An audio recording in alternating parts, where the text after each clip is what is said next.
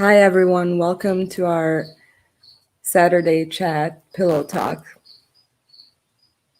Today's going to be exciting. So before we get started, I wanted to just remind everyone to please keep it respectful. Don't bash anyone, period. No bashing of other creators, people, and so on. Keep your comments respectful. And I briefly glanced over the comments and I saw that RC is in chat and he said that he's been affected by the hurricane. So I hope you and your community recover soon, RC. Keeping you in my thoughts. And I think it's just a reminder to stay grateful for the good and the lessons. And also want to say happy birthday to Beth. It's just Beth. She posted her really awesome unicorn cake in our Facebook group. So I thought that was really cute. So happy birthday. So yeah, today we're going to be talking about advocacy, and we have our very own Caffeine Q joining us. Her name is Deja. She's a certified victims advocate. So I thought it would be interesting if she shared her experience with us and helped us understand what an actual victims advocate is and what that entails. So I'm just going to wait for her to pop in. And hopefully when we're done with our little interview part, we're going to put the link up for others to call in. And we can also broaden our discussion to include the Watts. And I also wanted to talk about the Kenosha shooting. I don't know if a lot of you got to see that video that I posted the other day. I thought it would be interesting to look at it from a true crime perspective versus a highly politicized and polarized topic. So, and as you know, I am from Kenosha, so that's really hits close to home as well. But we can talk about that later. Deja is here, so welcome. We can't hear you. Can you hear me now? Yes. Hi, Deja. Hi. Just making sure that everyone else can hear you. Okay. As well. Welcome. I'm so glad that we're finally doing this live. Yes, I am also. Can everyone hear me? I got Yes. a cough drop in my mouth because my voice was getting hoarse for some odd reason all of a sudden. Yeah, that happens to me too every time I prepare to go to live. That was There's all weird. these noises going on around me. That is so true. Okay. So it looks like sound is good. So Awesome. sorry, I'm adjusting as well. So if there's other sounds. But yeah. All right. So victim advocacy. Yes. What does that mean, first of all? What Well, is first, like a definition of a victim's advocate? a victim's advocate of, if you want the definition of it, is a person who offers emotional support to a person who has been victimized by a crime, or even their family who has been victimized by a crime, of a person who maybe is the accuser, or even someone who has even been convicted of a crime. As a victim advocate, you offer emotional support to that person or family. You also offer your assistance if they need help with filling out forms. Also with making statements if they need to go before the court and make different statements. You offer your support to them. Okay. So it sounds like it's related to the legal system. Yes. And navigating through the criminal justice system as someone who's been a victim of a crime. That's correct. Because in the real world, as a victim's advocate, you are respected as though you, I would say, on the level of a lawyer. You Right, have that same respect. right. Well, and do victims advocates, is there like a ethics code, or how do you know where your boundaries are, right? Because any work as someone working in the mental health field, it becomes tough when you're dealing with someone who's in pain and who's in need to have boundaries where you have to kind of step in and say like, okay, I can't save this person. Hmm. So how does that work as an advocate? Well, the definition, what the ethics would be somebody who acts with integrity, and treat victims and survivors of a crime with dignity and compassion.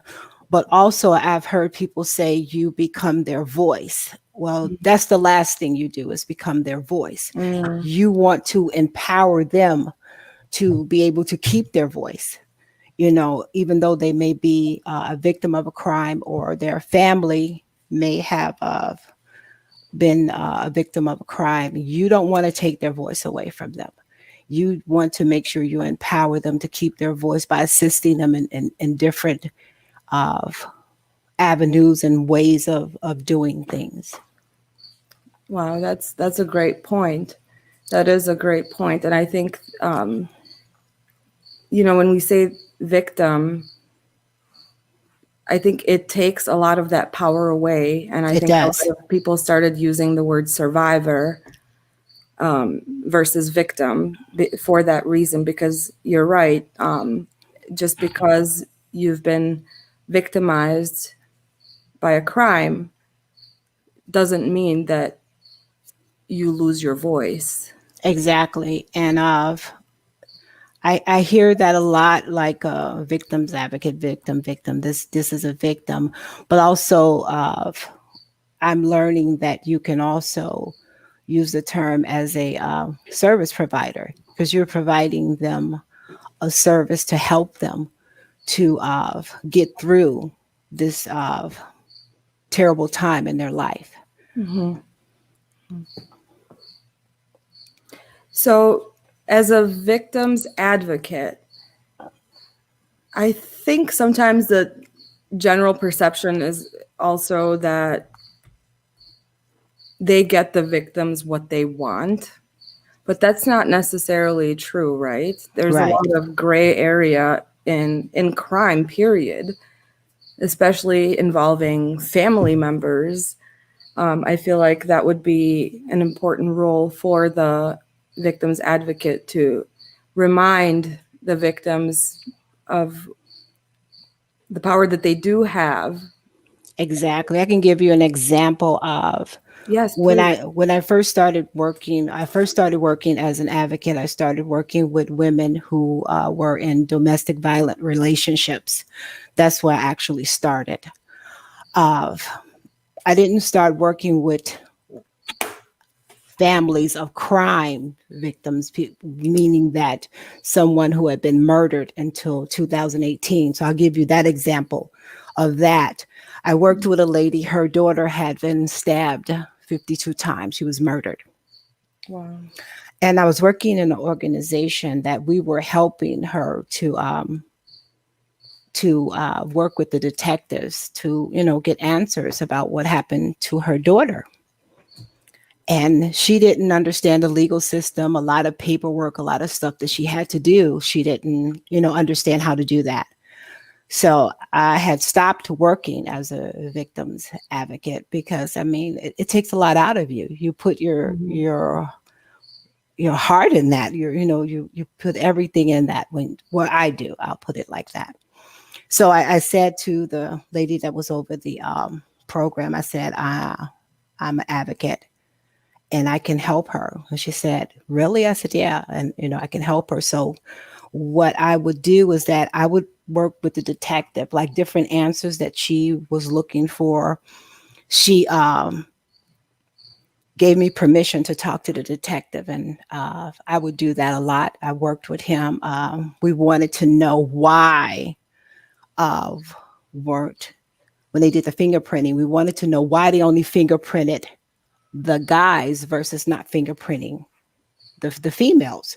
So I was able to get information like that, and because they felt like females, a female couldn't have did the crime, different things like that. So I was able to work with the detectives on different answers that she wanted, different things that she wanted to talk about that she felt like she couldn't discuss. So she allowed me to do that.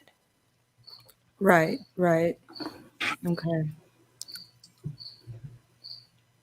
That's very interesting. So you helped this family communicate with detectives to Yes. try to get answers for them. Right. And what was your motive as a victim's advocate working for this organization? What is the ultimate goal? Like, when do you know that you've accomplished, your job? When I know I have accomplished my job is when I'm no longer needed. It's when I'm no longer needed with that person, where I've done everything that I can, or they feel like I've done everything that I can to help them through whatever they're going through at that situation, or whatever information that they may need to get, that is already, all that has been done, so to speak. Right. So it sounds like maybe once the trauma begins, once you get out of the denial, maybe. Yes, and even also in that, because of I was also trained in counseling. Mm-hmm. You find yourself even going over into that part of counseling them, and helping them to understand things that they may not understand about what happened. Mm-hmm. You may not be assisting like in the paperwork anymore, maybe even in the legal system, but now you find yourself even as a counselor, Right. talking to them, you know, uh, advising them if they may need therapy, to go get therapy and get help and be able to talk, give them back the power that they need to no longer feel like they're a victim. You're not a victim anymore. You're not a Mm. victim, of this or the family. You're not a victim. Just in the end, for me, is about helping them to gain some kind of normalcy, I say, again Mm-hmm. in their life, even though some may never, but just to, give them that encouragement that, it will be one day at a time and you can get past this. You may never forget it, but you can get past this. Yeah. Thank you, Queen Moomin, for the super chat. Yeah, and you know what? You remind me of also the competency of being able to know where your limitations are. I think that's important, because a lot of times, victims of crime or victims of anything, the trauma that comes with it is processed in different ways, and to know when you as a victim's advocate can stop and kind of say like, okay, well, maybe therapy would be helpful, just Yes. kind of giving them the tools. So And that's more or something less, that, I'm yeah, go sorry, ahead. and that's something that I would suggest anyway, because when you are a victim of a crime, victim of any sort of thing, I mean, counseling is great, and letting them know it's okay, because sometimes they don't want counseling because how can I put this? It sometimes counseling just doesn't make them feel good. I'm trying to remember what one person said to me about counseling, because they refused it, and they just did not want to have counseling. I think it's just sitting there and being vulnerable. A lot of Mhm. times, just being vulnerable like that, they don't want that. They're already dealing with the impact of this tragedy. Now they have to sit before someone and be vulnerable. A lot of times they just refuse that. So if I can help them to understand that being vulnerable is okay. It's Mm. okay to talk about how you feel and how this situation made you feel. There's whatever happened to you, how that made you feel. It's okay to talk about that. It's okay to be vulnerable. So, you're still advocating even in that part, with letting them know that I'm here, or I'm here to help you through whatever you need me to help you with. It's like I'm not inserting myself to take away your power, but actually I'm here to help give you back all of that power that you feel that was stolen from you. Right, right. I think that's important in healing is empowering. Yes. And that's what is basically about for me. It is empowering to make sure that these are not my words, but these are your words. How you feel. I'm getting your approval on everything. I'm not taking over. I'm not here to take over. Mm. I'm here to assist you. Mhm. Mhm. Whatever you need, I'm here to just assist you. I'm not here to take over anything. So whatever is coming from me is from the person that I'm advocating for. It's not my words. It's not, I can make my suggestions, but I never want to insert myself where I'm taking away from them or re-victimizing them. Mm. Right. Right. And sometimes even good intentions can be re-victimizing Exactly. Without without even knowing. yeah. And I Mhm. think that's where the training is important. And you said that you're a certified victims advocate. So what does the training entail? Well, the training entails I had 40 hours of training, and we went through different things about like what is domestic violence. Since I was trained in domestic violence, we went through what is domestic violence. We went through dynamics of domestic violence, of safety planning, where women who come out of domestic violent relationships, you have to have a safety plan. We went through teen dating and violence, risk assessment, different things like that, elder abuse. Those were the training classes that I had. But Hmm. after I took that, I went on to get my master's in Master's of Science in Education too. Okay. So it first starts with 40 hours of training if you're going to become a victims advocate, a certified victims advocate And where do through. you go through what like through the district attorney's office or just an organization? How do you know? I went through an organization called Sarazan, and they were part of the National Victims Association, Okay. where they could certify people. But there's a lot of different programs out here nowadays that were when I first got certified, it was very limited. Now there's so many programs that you can go through. Even online, I found out you can get certified. And that doesn't mean that you're not a victim's advocate because you get your certification online, because you still go through the courses. Mm-hmm. Yeah. Yeah. Yeah. Okay. Okay. Yeah. So would you say that it kind of helps you prepare for?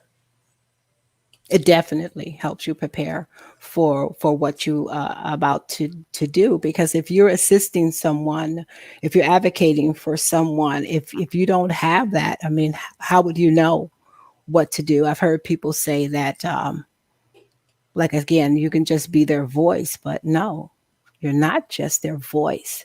Mhm. You don't want to be their voice. You want to be their support system. That's basically what you are, their support system. Whatever they need to help them through that. But now you have to understand, if you're advocating for someone who was in a domestic violent relationship, then you need to understand something about what domestic violence does to a person.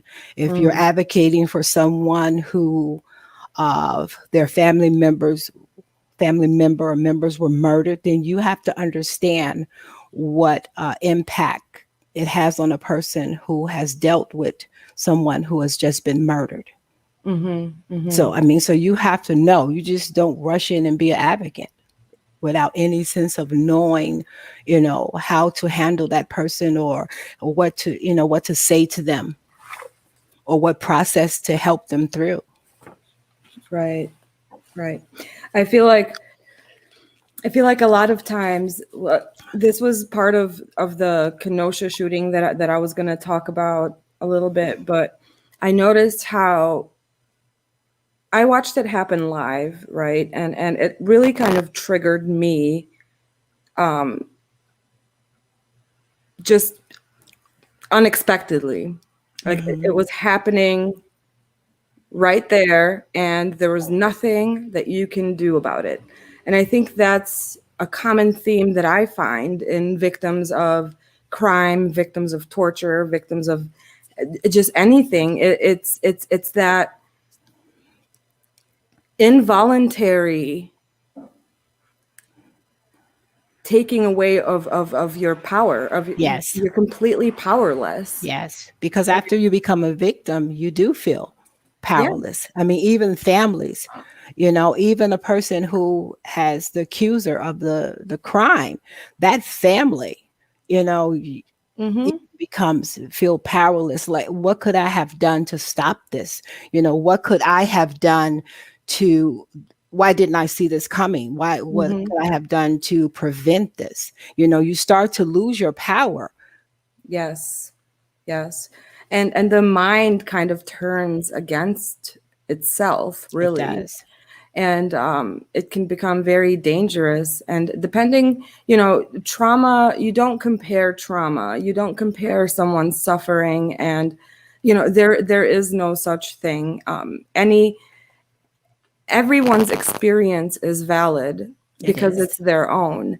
And so I think for an advocate, at least from my understanding, is helping the victim navigate through the world that is not a good place right now, Exactly.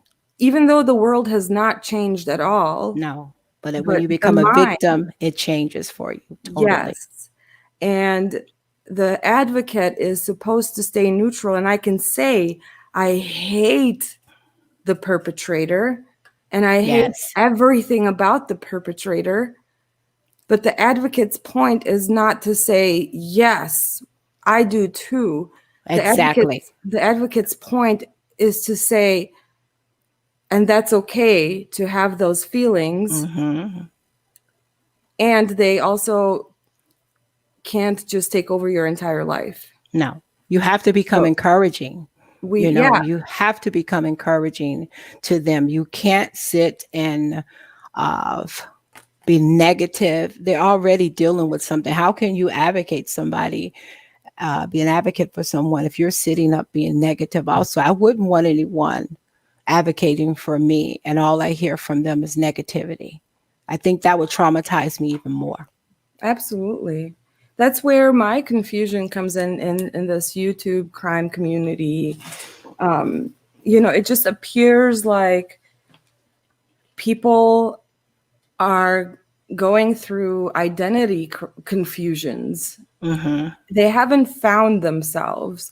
And I think, with respect, like I was saying, to the Kenosha shooting, I can see how on a national level it's becoming a narrative point. It's becoming a point of discussion in a bigger picture for someone else's agenda. And you have different groups now. The 17-year-old guy is, allegedly the shooter. We all saw it. Hmm. And he of course pled not guilty. And of course, who's going to back him? This is a national debate about race, right? So the NRA is going to back him. All these, Christian organizations are rallying around and raising a lot of money for his legal fees and expenses. You know, he's probably going to get a legal team that has associations and affiliations with other people who are in that circle. So you see how a narrative is being formed by these so-called organizations. So True. that's another point of where research becomes important, right? Exactly. And I think that's going away from the Chris Watts case with the Kenosha shooting, because this is a national stage. It's a national conversation. So all the little details and all the little how the locals basically would see what happened that day, Right. it's lost in all the yelling and screaming and arguing back and forth. So I think in this case, it can be applied as well, that, you know, I feel like the bigger conversation is we don't like armchair detective. Yes. And so that's the narrative, that's the agenda, that's the overall point of connection for everybody. I agree.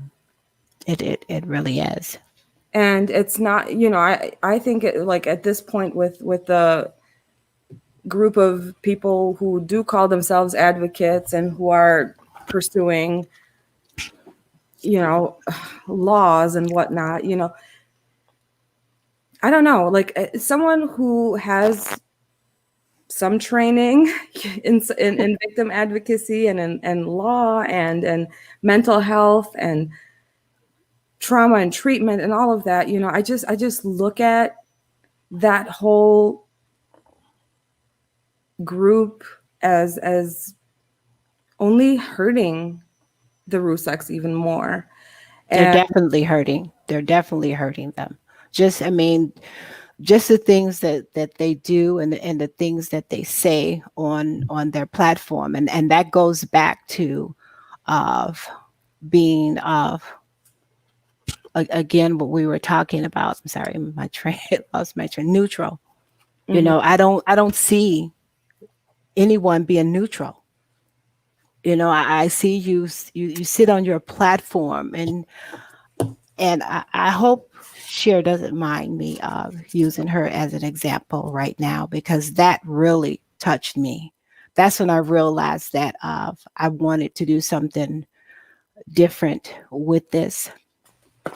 When I saw Cher there talking about her situation, and I heard some of the ugly things that were being said to her, not only on the platform, but in the chat, mhm, it brought me to tears. And that's not easy to do. I'm not a person who easily cried, but I sat there and I could not believe that they were re-victimizing her.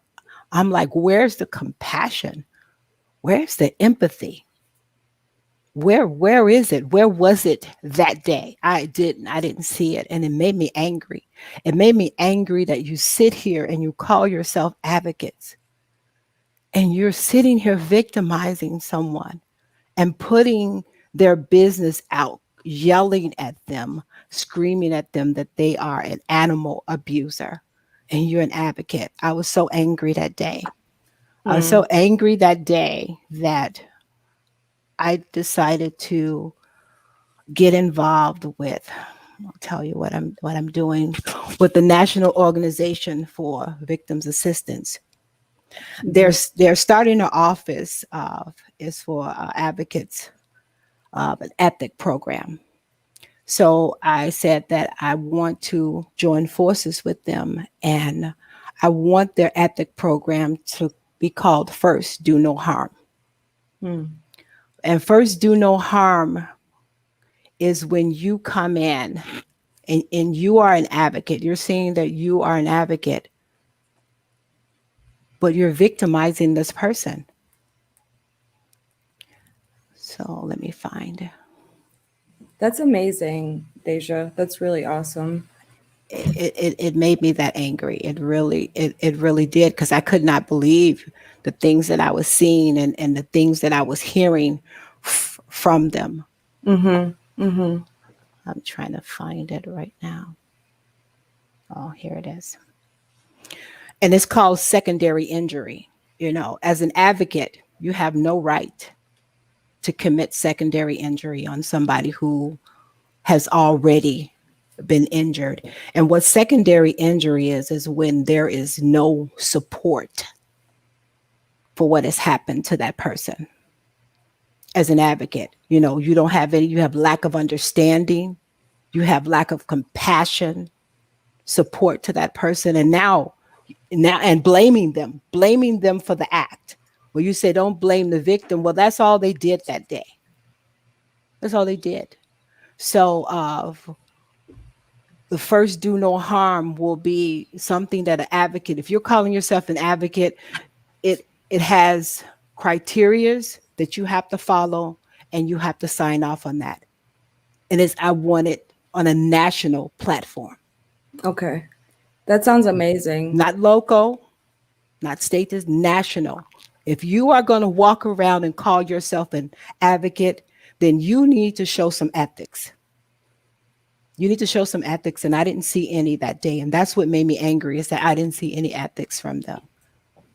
I didn't see anybody staying neutral. So I told my husband, I said, this is what I want to do once we get settled. I want to join teams with them. And every person who is calling himself an advocate and saying that you've been certified, licensed, or whatever you want to say, this is what you're responsible for. And if you break this, you can walk around and call yourself an advocate all you want to, but you won't be certified. You won't be a certified advocate to work with victims, because you have no right and no business working with victims if you don't have any ethics. Right. Right. Kind of like a gatekeeper. Yes. Yeah. Exactly. You need to be responsible for your actions as an advocate. I started cringing at that word, Me advocacy. too. It made me cringe Me when too. in the real world, advocates are respected. They are highly respected. And here I am cringing every time I heard that word advocate, Mm-hmm. because of what I was seeing and because of what was being done. And you sit on your platform and you re-victimize victims. Right. How dare you? So if you're going to be an advocate, you're going to have to be responsible for the words that come out of your mouth. Not just for the people that you are supposed to be advocating for, but I'm talking about victims in general. Stay neutral. If you don't like the person, you have no right to sit there and re-victimize them. And that's the identity confusion part, in my opinion. In my opinion, what they're thinking is more like a fan club. You know what I mean? That's Like, all I see. I think a lot of people, a lot of people's first exposure to true crime was through this case, the Watts case. Mm-hmm. And I think a lot of them, for example, just metaphorically, let's say, were looking for a prayer group on Facebook, and they wandered into a true crime group and were offended by what true crime people do. Right. And enough of them got together, and now we have advocates all of a sudden, right? So I don't know. It's just it's confusing because it doesn't match. You're right. There is no integrity in when you say, I'm an advocate, and in your next breath, you're re-victimizing Exactly. someone. You're re-victimizing them. And to say that you're doing it because you don't like them, but you're an advocate. You're an advocate. So, and as an advocate, if you see the person or family that you're advocating for, if you see them engaging in destructive behaviors, do you encourage them? no, that's the last thing you do. If you're advocating for that family, you should be able to step in privately, not publicly, privately, and let them know, this is not good. This is not good for you, you know. And also, even uh, let them know that even going on platforms like that and listening, that has to be hard. Listening to things that people say, even if it's the truth. I mean, reliving that every single day. One of the mods said something which is true. It's like Groundhog Day. Every single day is Mm, Groundhog Day for you, because you're reliving this constantly over and over and over again. When my cousin was stabbed to death, there's no way in the world I could have went on a platform and listened to this day in and day out about mhm, what happened to him and how it happened to him. I mean, that's enough to drive anybody insane. I would not want to be a part of that.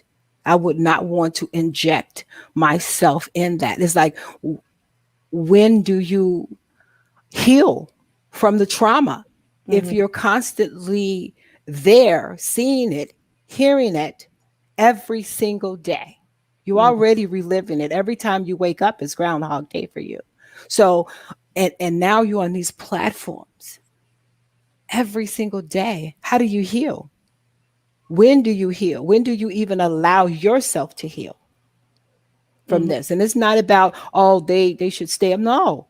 It's the fact is that, why do you want that for yourself? That has to be awful. That has to be traumatizing for you every single day, mm, to relive this through hearing about it, yeah. because you But can't stop it. You can't stop people talking. I just want to read a question from chat. Um, what's the difference between paid victims advocates and volunteer victims advocates? Well, for me, nothing, because I mean, it's no difference. Of some people volunteer and some people get involved with an organization where they get paid for it. When I first started working with victims who were in domestic violent situations, I was getting paid, and Right. some And people just volunteer. so you were employed by that organization. Yes, yes, I was. But and then there are also organizations where you can volunteer as a Yes, victim's advocate. exactly. That you can just volunteer on your own to become a victim's advocate without, getting paid. And then sometimes after you volunteer, that organization might, ask you to come on staff. A Mm, lot of people just volunteer because, I mean, they have a passion and a love for it, and they want to get involved, without mm, being employed. But a lot of times, I mean, if that organization see that you are really good and vital to their organization, they might ask you to come on staff. right, right. And then what about, can you be like a freelance advocate on YouTube?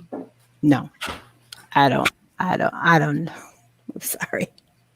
Like, I guess that's where the professionalism comes in. If you say that if you're Yes. advertising yourself as I a, can say this. If you're advertising yourself as an advocate, I want to see the professionalism. I want to see your ethics, your advocate. I want to see you stay neutral. I want to see you've gone through the training. You know what you're supposed to do as an advocate, and that is what you're supposed to show on your platform, is your yes. training and advocacy. So yes, you can have a YouTube channel and present yourself as an advocate. Yes, you can, but Mhm. present yourself as a trained professional advocate. Yeah. Right. And I think I got a lot of crap for that myself too, just because of my profession. Mhm. And I think people get that confused. That's my profession, that's my career. When I come home and when I watch YouTube videos and documentaries about true crime, that I'm not watching it as a psychologist. Right. I'm watching it as me, Mhm. and the way that I think about things is obviously going to align with the way that I think about things in my professional environment. I can't erase my mind for example, like when I look at a case, I look at it through like the way that I gather information and the way that I go about research is the same method that I use at work. You know what I Right. mean? But it's a Exactly. way of thinking. It's a way of Mm-hmm. processing information. It's a way of interpreting information, understanding information. That has nothing to do. I'm not working here, nor am I running treatment or anything like that, right? Exactly. So I can create a channel where I can be separate from my work, Yes. and I can have a conversation and a discussion with my subscribers where we, yes, sometimes laugh and have different conversations about different things. None of that has anything to do with my work. No, But if it I was doesn't. sitting here and presenting myself as I'm this, this, and this, Then that's different. yeah, That's different. Then we want to see your ethics as that person that you're presenting yourself as. yeah. And We even want to Dr. see B, that. like I can call myself Dr. Wallpaper if I want. Like, Right. it doesn't matter. It this is a creative platform, in my Mm-hmm. opinion. We're Mm-hmm. creators and we're relaying information in different ways. Yes, the information is public and we can all read it for ourselves. And apparently, not a lot of people did, including a lot of the advocates. And Right. so it's like that's another thing is, in my opinion, I, as an advocate, would not get involved in any sides of an argument without knowing Exactly. everything about it. That's the Exactly. neutrality part. Like, if I don't know, I will say, like, there's multiple sides to every. Anyways, now I'm getting derailed, but the point is, like, I'm allowed to have a creative freedom and liberty to express my thoughts and opinions however the F I want. And I can call myself on this creative platform whatever I want. Like, if you come to YouTube for news, then I'm afraid there's a bigger problem that you should be working on, right? Exactly. So, I see somebody wanted me to what Allie wanted somebody wanted to know my credentials is that I'm a certified victims advocate. I was certified through Sarazan. If you take a 40-hour training program, but I went further than that. I got my master's of science in education. that's right. But not only that, I started taking other classes, and every 2 years you have to get recertified too. For Right. me, mine is every 2 years. Continuing education. Yeah. Yeah, and you definitely have to. With so much happening in the world, you definitely have to have continual education, especially, even as an advocate. And like I said, I started off in domestic violence. I never really saw myself, dealing with people who were actually, you know, victims of, their loved ones was murdered or so I Hmm. never saw myself, but as an advocate, that's part of it. You can, like somebody was talking about Hazel, the one that Hmm. was the advocate for Nicole Kessinger. Well, she Hmm. worked with the police department, and even though she might have specialized in one other field, she still was an advocate. She was able to come in and offer suggestions to her, different programs, different things, getting to counseling or whatever. She still had that training to be able to do that. Right. I worked in an outpatient setting, and I would get a lot of referrals from that county's district attorney's office because they had victims advocates on staff, and Hmm. they would refer their clients for therapy all the time. Right. And I think that's another important thing for advocates is not to burn bridges, but to build them, because you're going to need to be in a working relationship with all of the systems at Right. hand. And that's one thing you don't do as an advocate. You don't burn bridges, right? Exactly. You do not burn any bridges. because Exactly. you never know when you might need that connection. And like I said, I with working with someone whose daughter had been murdered. I mean, here I found myself talking to detectives and police officers. I mean, something I had never done before, but my training had prepared me for that day. Right. Right. And that's the thing, because you don't have to invent the wheel all over again. That's the point of training. Exactly. It's been done before. People have figured out what works and what doesn't. There are still a lot of areas that need reforming and that need to be worked on, and that's where activism comes into place. Hmm. But as an advocate, you don't get involved with that, No, you right? don't. You don't. And so I think that's a lot of what frustrates me, and I always go on about that, is definitions and meaning of words. And I think it's, for me personally, the reason why I'm so hyper aware of all of that is because of my own life experience. Hmm. It just made me that way, that's something that I pay attention to, because as like having to grow up and learn different languages, and you learn the context behind the language and the meanings, and so I'm hyper aware of that based on my experience in life. But if I did not have that introspective piece and that self-reflective piece to know that sometimes I maybe don't communicate effectively because my wires get crossed sometimes in my brain with all the different languages, Hmm. if I didn't have that piece, then I would make it an external problem. Exactly. And I will try to shut everybody up, for misunderstanding me when I'm the one not communicating effectively in the first place. That's true. I see And there is a. I'm sorry, Dr. B. oh, Go sorry, on. no, I'm sorry. Yeah, that's what I was going to say. Like, I think it's important in this work, and my training consisted of a lot of this is working through your own self Hmm. and being able to control my own emotional Exactly. responses, and to be able to put them aside and to say, okay, yes, I see why they're angry, but keep that to myself, and then use that anger to turn it into something productive, Right. like you did. And I had to. I mean, first of all, being a female, we're already emotional beings, you know. So Hmm. when you get involved with someone who has been hurt or traumatized, the first thing, well, for me, if I'm going to step out of the professional role, the first thing I want to do is go after them. That's Right. the first thing that my emotions want me to do. But as a professional, I can't do that. Right. I can't do that. I have to stay a professional because I'm working with this person who's already been traumatized. The last thing they want to see is me out there acting a nut.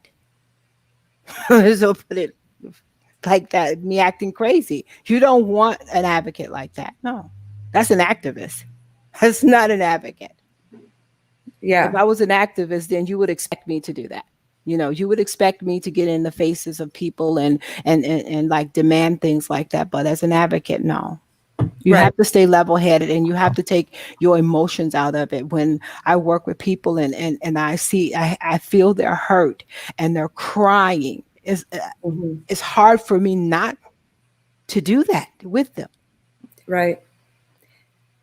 Exactly. I think for me personally, that was one thing that was definitely constantly being drilled into us throughout our training, we make up fancy words for it. We call it countertransference, projection, this, that, and the other, and all of those terms, I heard them like being thrown around like just casually, just like narcissism and narcissist, and that's another thing that irks me too, is just how it's used. It's misused language, and I think that's part of the problem in our society, is we dumb things down, we generalize, overgeneralize everything, and that's exactly why a lot of the intricate details that are so important and where the lessons do lay get lost. Yeah, And yeah, it's, I don't know. I hear narcissists more than I've ever heard in my whole life. I mean, if I look at it, maybe at one time in my life, maybe I was a narcissist. I don't closet. No, I remember we was talking about that one time, a closet narcissist. I can see myself, ep- I was look, maybe the that thing one time. the thing is, we're all narcissists. Like it's a spectrum, and that's what people don't understand. And I think the reason why it's so misused and why everybody's throwing it around like it's, I don't even know what, you know, I think we've become, we have like an aversive reaction to that word narcissism, as if it's something negative. The point is, it's part of being human. It's self-preservation. It's called self-preservation. We're evolutionary beings, so therefore we're gonna, our bodies and our brains and our bodies basically are gonna be fighting to survive at all costs, Exactly. right? So Exactly. we're all on a spectrum, and trauma early in life determines what side of the spectrum you lean on. And I mean, and I can see myself. I mean, when I've gone through trauma, I want everybody to be focused on me. It's like I'm the one hurting here, people. Hello. So, I mean, that makes me a narcissist because I want you to focus on me and my trauma, Yeah, and that's the thing. Like especially my family. the spectrum involves, there, like it's a range from healthy to pathological. So you have, everybody has healthy narcissism. The pathological kind becomes, and the reason why I say early childhood trauma is because it's early before the child develops a sense of an outside world, a sense of a world existing outside of them. For Yes. infants, for example, there's no difference between the infant and the mother. It sees the mother as an extension of itself. It experiences being fed as something that the infant brought upon himself. Do you see what I mean? So there's Right. no line between I'm separate from the world. And that's when the trauma takes place for pathological narcissists, because they see the world as an extension of themselves. They see other people as an extension of themselves. And that's why they don't get that's why they don't get along, or they cannot have healthy relationships, I because see. it's completely one-sided. The other person is not viewed as a person. Wow. You see? And so and so that when you see that kind of pathological narcissism, to me that says, wow, this guy's or this girl's trauma happened super early on in life, and I'm not about to go mess with that. Like, Right. I'm not, especially not on YouTube. Like, that is irresponsible. It is. So the Addiction. discussion should be about unhealthy Yeah. narcissism. Not the fact is that if you're a narcissist or something is wrong with you, or you're going to go No. out there and hurt someone, but we all have that in us.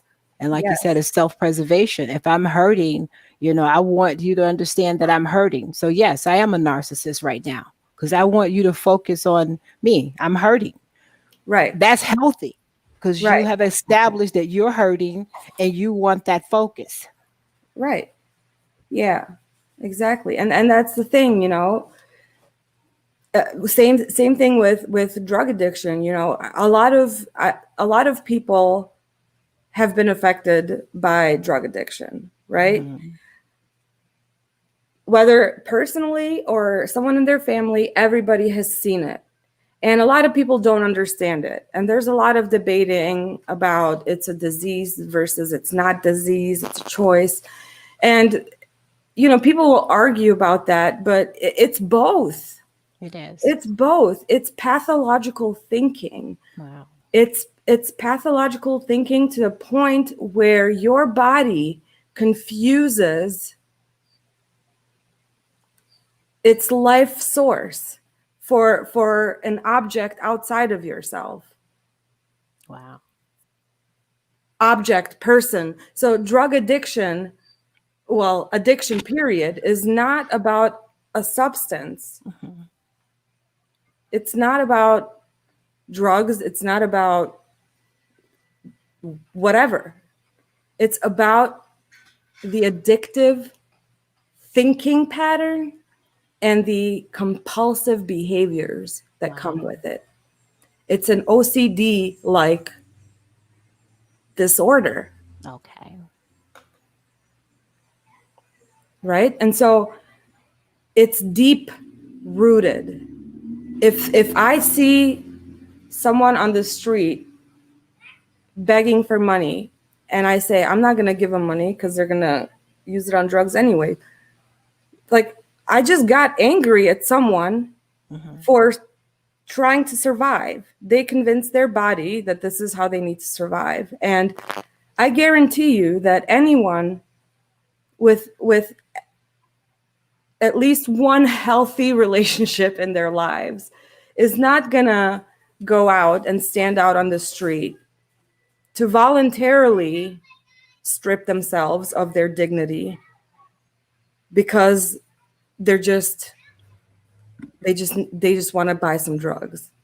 Like, you know what I mean? That's interesting. Yes. So it's perspectives. It's like looking deeper, that compassion part, that empathy, being able to understand that, yes, it's this person's choice to be there because right now they choose to live with those consequences as opposed to consequences of living in a society where they have to start from zero with probably a conviction in their history, with probably a bunch, financial difficulties, with probably financial or relationship baggage, all of that comes with active addiction of anything, gambling, That's overeating, having too much empanada, everything, I don't know. So it's like, if you don't deal with you, because you got to go back out there and live, because I can't, if I'm a victim of, as a matter of fact, one of my friends passed away yesterday as a result of year-long drug abuse. Wow. Sorry to hear that.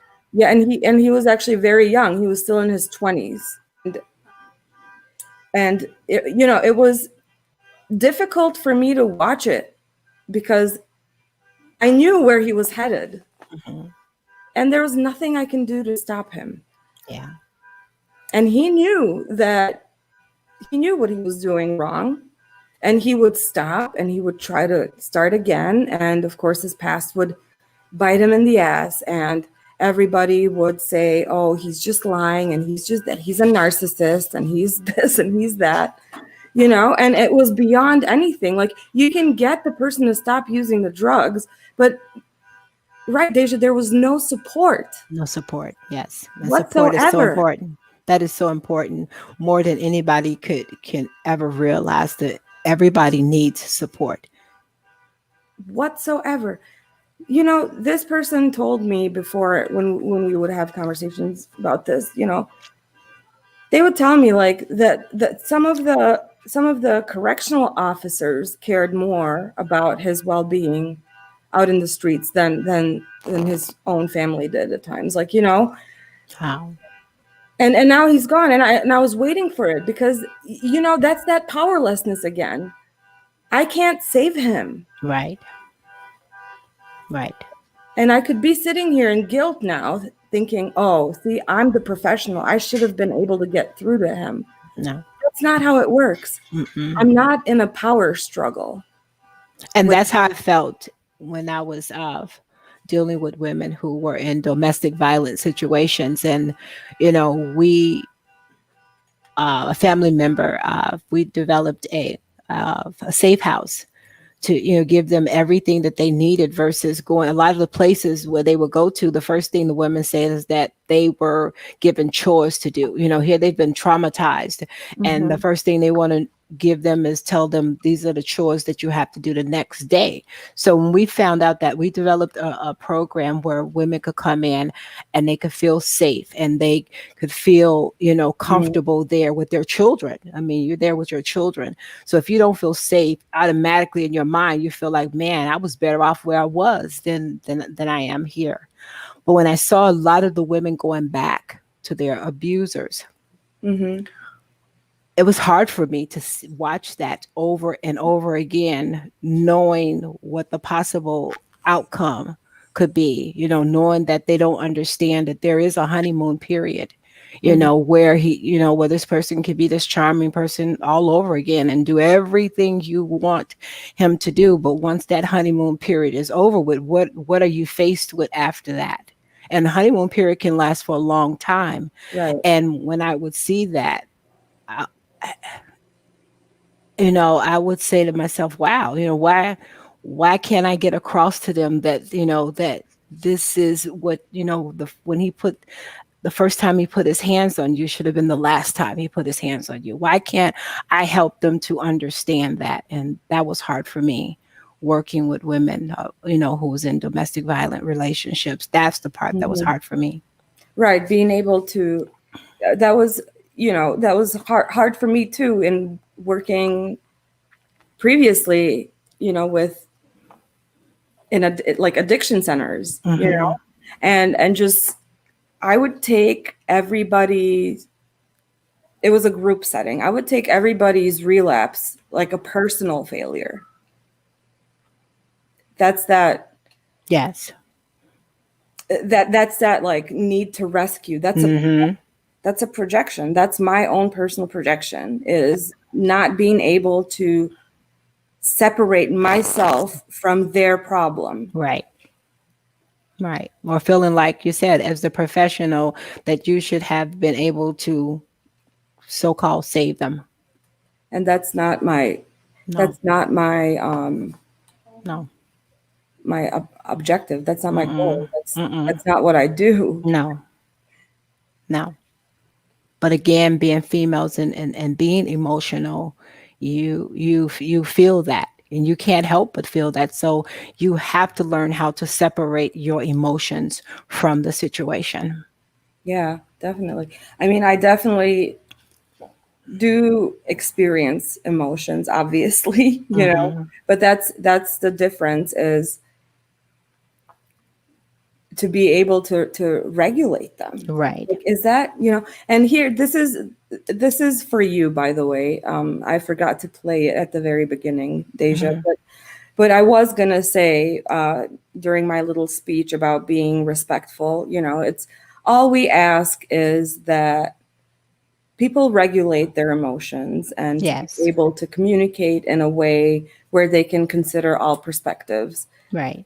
or at least be mindful of all perspectives that might not agree with you as well. True. And I was gonna say that we're not here to babysit grown ass adults, because Ain't nobody got time for that. Ain't nobody got time for that. there you go.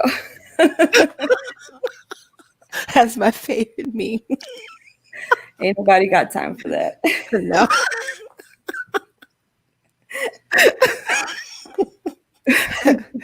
Ain't nobody got time for that. No. But, yeah, Sandra's here as well. Say hi, Sandra. Yeah, we're just sitting out here and just chilling. I'm taking some notes too. I think this conversation is really important, Deja, and I really, really appreciate you coming on and dropping some facts on us. You're welcome. It's just I don't know. It bothered me. And at first, I wasn't going to say anything. I wasn't even going to tell people I was an advocate. I felt so embarrassed by what I was seeing. But then I thought about it. I'm like, that's not the real world. That's not how the real world looks at advocates. Advocates are very important. They provide that support for people who are victims. They step in and they provide that support for them. And not only that, you have to have integrity and morals, because people are trusting you with private and personal information. You know, Mm. they're trusting you with things that they might not even tell their own family. So you have to Mm. have that integrity.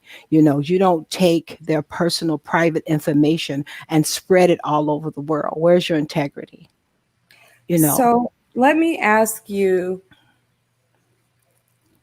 and I noticed this too. Well, let me ask you, what do you think about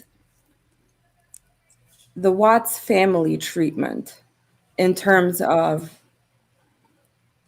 them also being victims of crime? they are they are victims of crime. You know, they became a victim of a crime because of something that their son did, and the court even recognized them as being Hmm. the grandparents of. It's hard for me because of the stuff that I have seen, but they are victims, and they were considered victims by the court. Uh, Right. they did. Say your question again. I lost my train of thought Yeah. when Just I got in that. My emotions. I had to take it out. My emotions. It got yeah. involved really fast. Yeah. So yeah. Ask Yeah. me the No. question I. again. It's definitely a sensitive subject because It is. It really is. that's something that in general triggers me is when I see injustice Hmm. of any form. And there was a lot of injustice there. There was a whole lot of injustice done there, and they didn't, as victims, and as victims of ruled by the court, they did not get what they Are needed. entitled to. Yeah. No, they did not at all. They did Yeah. not get what they were entitled to. And And when that's I found that out, it bothered me. It really bothered me. see, that's exactly the point that I was trying to make earlier is about like not having to invent the wheel Hmm. because they are legally recognized by the court. Legally recognized by the court Right. So that means that under the Grandparents Act. exactly. And there's an act, meaning that there are laws. Yes, And that's what you rely on. That's how you keep your emotions out of it. that's right. You rely on what's already been written out for you. That's right. And if the laws are not, if their rights as victims under the law are not being honored, that's where the advocacy piece comes in, because That's where you step in. that's where you say, wait a minute, Yes, the victims are entitled to X, Y, and Z, that's and right. they have not received that. That's So right. And they that's did not. that's the role, and that's something that victims of crime, especially the Watts case, they shouldn't be worried about that. They shouldn't be worried about therapy, paying for therapy, things like that. No. And that comes again with helping as an advocate, helping them because there are victim compensation programs where they do have to fill out forms to qualify for that assistance so they can get therapy, so they can get help. Legal system. I know Illinois even has a set. I think they're set the monies that they distribute to families of or victims is I think 27,000. Mhm. I researched it, but yes, even that because a lot of times they don't know that that is provided for them under the Victims Compensation Act, that they are entitled to counseling, they're entitled to monies, they're entitled to pay, like if they have to be off their job, they're entitled to reimbursements. Mhm. But there is a process still that you have to go through. And a lot of times they don't understand that process. So that's also where the advocate comes in to help them, through that process. You don't take over and do it for them, but you assist them through that process so they know what to do, and even if they have to deal with something on their own, you help educate them through the legal system and what their rights are. Right. I And I say that there was no one for the Watts, as we say, because they who, no one told them they were victims. They were victims through the Grandparents Act. They were And victims. they were aware. And I think I can't remember where I heard this. Maybe I can't remember where I heard this, but I think both families were provided with victims advocates by Weld County. And I think the tasks that the victims advocates were going to be helping with was writing the victim's impact statement, which is also protected under the victims' rights laws. One of them being they have the right to address the judge. Yes. To express their, to say their story in terms of helping the judge determine the right sentence. And then the victims are also, as part of the Victims' Rights Act, legally entitled to know any type of movement, release dates, parole hearings, anything like that. They're entitled to all of that. They're entitled to know about it, and they're entitled to even participate in it. So let's say that if Chris got 25, let's say he got life and 25 with parole eligibility after 25 years. So in 25 years, the victims could have went to that parole hearing and addressed the parole board and say, and before it comes up, they're supposed to be notified that it is coming up. So they're concrete things. So there's no need for emotions to get involved. No, the law has already set what they are entitled to and what they aren't. And the law is the law. Like, we can disagree with it. I look at it as like on the street, like on a highway, the center line, center line, or, that's a guideline. It's a guideline for me to stay in my lane, and it's not like nothing's going to happen to me if I cross that line. Like, there's no like magic wand that's going to appear or whatever. So I can cross that line, I can cross that law or that guideline, and I can get away with it for a second or two. But if I stay in that lane, some crap's about to hit the fan. Like, so it's like,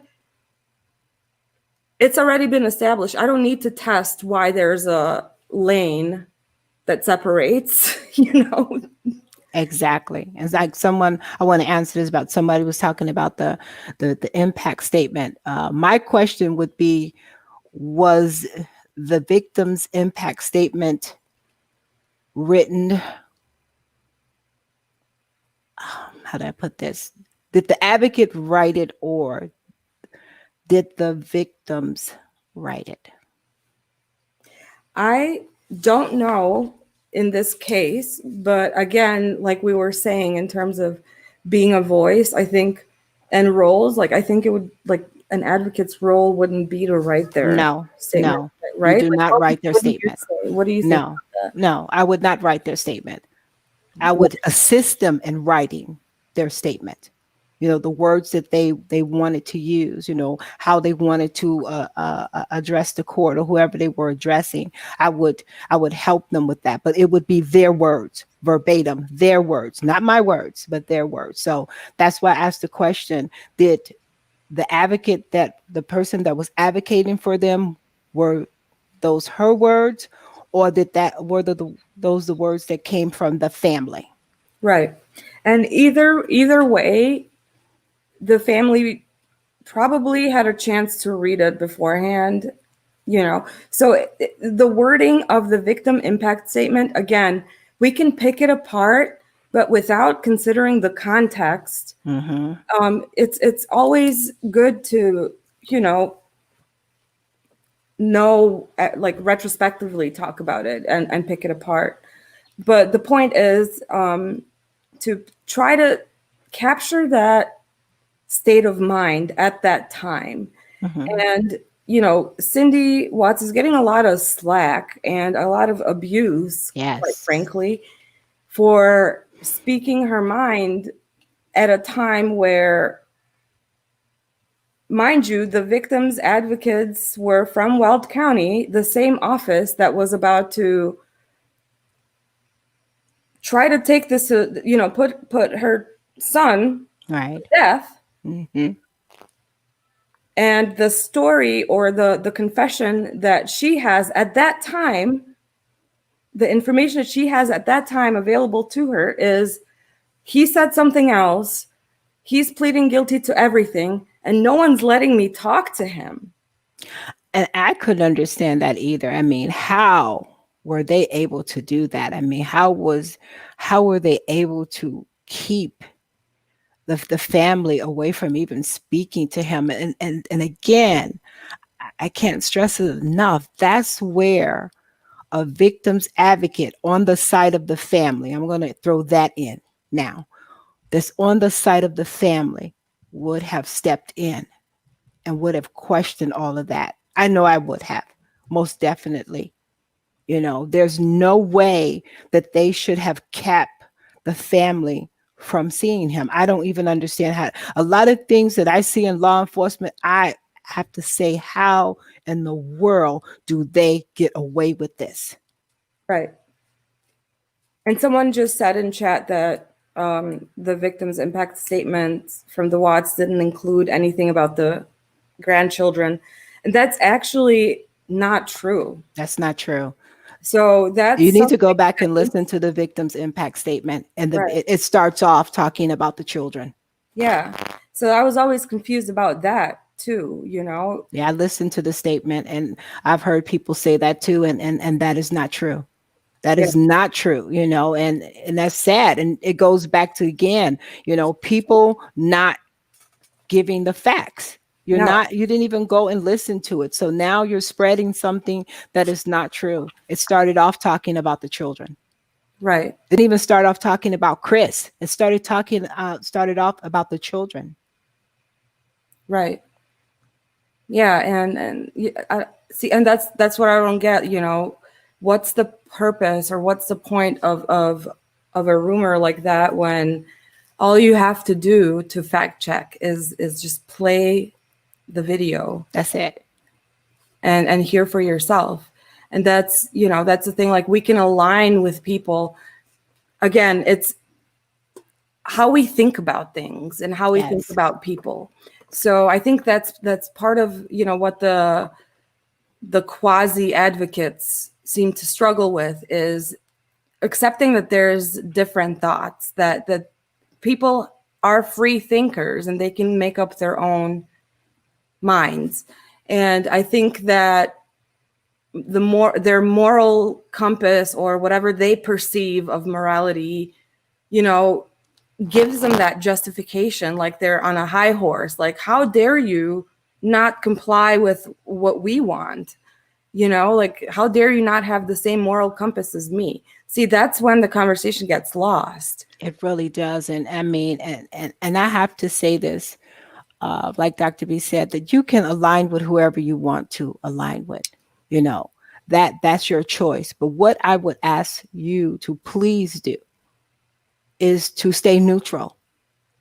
Exactly. Whoever side that you're not aligning with, just stay neutral, because you don't know what happened. All you get is what the media has given you, and words during a time that was highly emotional, highly distressful. Mm-hmm. And you taking those words, and still 2 years later, you're spreading them like this is actually how the person felt. And, I would like to see people stay neutral. Whoever you want to support them. But to stay neutral, like someone, and I'm going to say that someone said, and I just could not sit there and not say anything, that someone said that Cindy Watts hired Nicole Kessinger to destroy Chris and Shanann's marriage. I was highly offended when I heard that. That's slander. You're talking about slander and defamation of character. There you go. Mm-hmm. You got it right there. So I would ask people to stay neutral with your feelings. Just stay neutral, because you don't know. You know, you have no, you're attaching your emotions to families that you don't even know in real life. You don't know what they went through. You don't know the traumas that they went through. You don't know any of that. So And you don't know Shanann. exactly. You didn't know her. You support whoever you None of want to us. support, but I would just like people to stay neutral when it comes down to something that you don't know. And that's how rumors get started. When you Right. spread stuff like that is not factual, and it's just spread and spread, and it brings about hatred. And I mean, these families have been through enough. On both sides, they've been through enough. I could not imagine living that Groundhog Day every single day. Every day that I wake up, I'm reliving this over and over and over again. Mm. And my heart goes out to both sides of the family, not just one side, but both sides. A lot of things I don't agree with, but I just say stay neutral. Right. And this is a high profile case. So obviously, there will be different camps, quote unquote. But I don't know. Like it's that objectivity. It's being able to stay neutral, and it's difficult sometimes to stay neutral because people go for your personal life. Oh my And goodness, your yes. your instinct is to retaliate. It is. And it takes a lot of self-discipline and A self-control whole not lot of to. self-discipline and control. It really does. It really does. And the people who, just say to yourself, you're investing your emotions into a case you have no personal attachment to. Right. Right. And I see it as like I don't know. I joined this community because of my interest and hobby in true crime.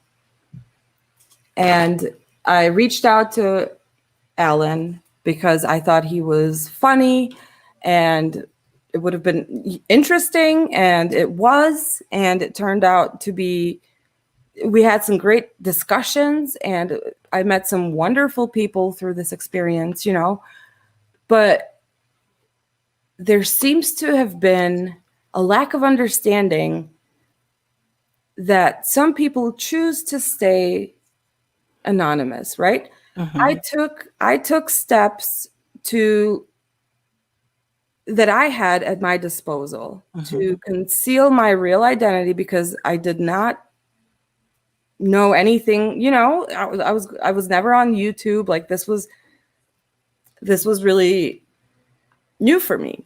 Right. So I did what I had to do. I took the steps that I could take to conceal my real identity because I did not want my real life in there. Right. So it was taken from me without my consent, basically, where, dozens of people doxed people until they finally got it right. Right. And then now they got me out here. Now they're mad that I call myself Dr. B after they dragged me out, right, into YouTube, talking about my address, my name, my financial records, put everything out there publicly to shame, humiliate, do whatever, come up with their little theories. And now they're mad that I'm on YouTube, period. Now they want me off YouTube and go back into the dungeons, So it's like going real life. It's horrible. And inserting yourself into a case to make yourself part of Yes, the case is sadistic.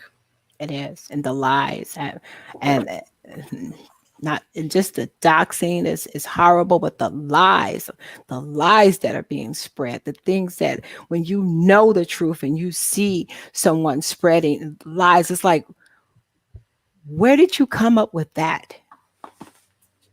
And that's where it's hard for me, where it was hard for me not to say anything, because I can't sit there and know something is a lie because I'm personally attached to that or involved in that, and not say anything. Yeah. Lies have to stop. I mean, you know that someone is speaking a lie and you know the truth.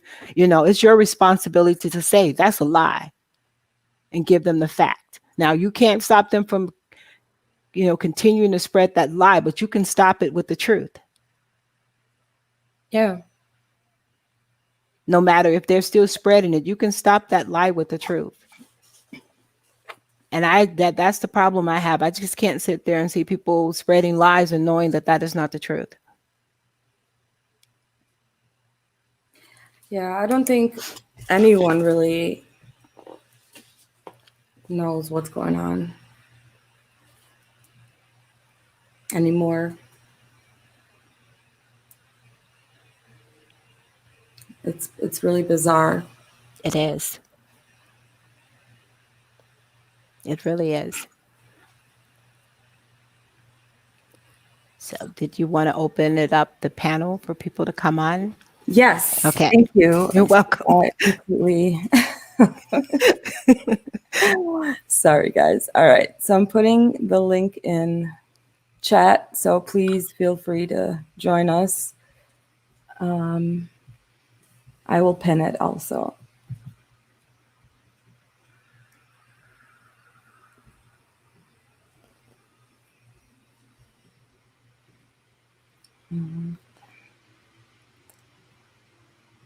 All right. I think it should be up there now. Yes, it is.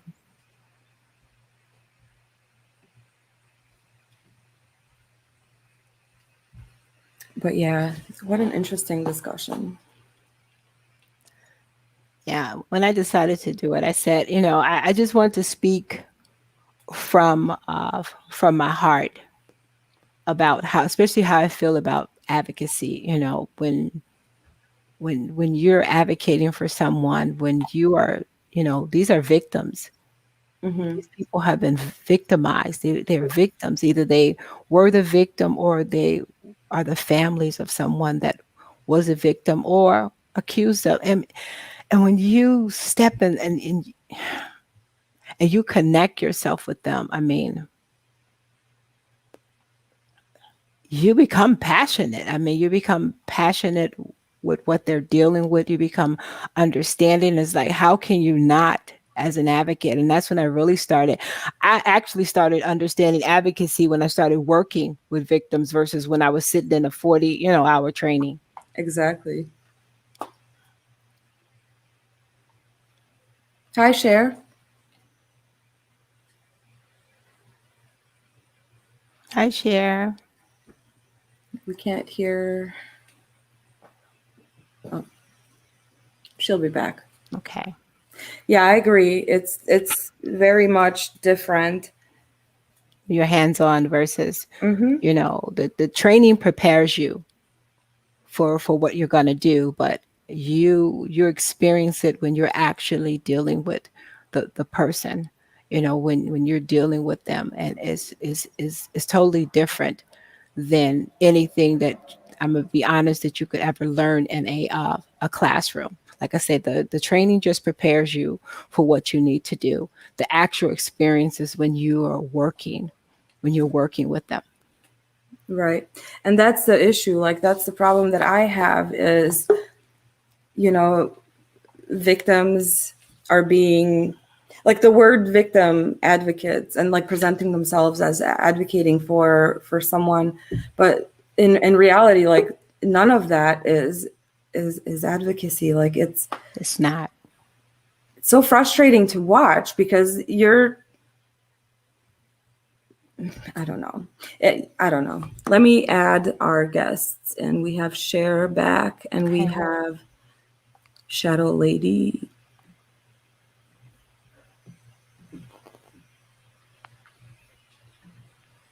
Cher, can you hear Hey. us? Oh, Yep, hi. now I can. There you go. So what are your thoughts? Well, first, I had to jump up, of course. I wanted to thank you guys for doing this, You're and welcome. also for you, Deja, for speaking up and stuff, because, I mean, I texted you on the side.